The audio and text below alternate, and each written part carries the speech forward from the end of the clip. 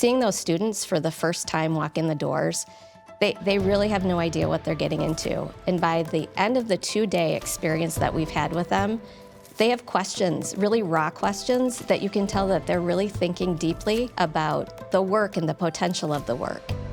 That promise of helping students lead extraordinary lives, you're opening up that door by allowing them to be a part of the Community Immersion program. One of the great things about the partnership that we have with Loyola, it's actually an opportunity to broaden their perspective and sometimes even challenge maybe their biases or scripts that they've created for people that have intellectual and developmental disabilities.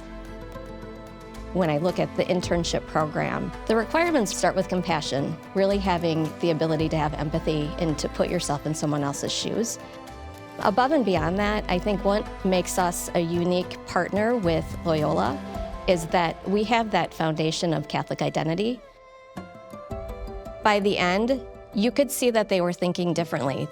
They were really starting to think about, okay, what does it mean to be a social worker? How is the work that I'm doing maybe impacting the individual, maybe the community, maybe even at a state level or a national level?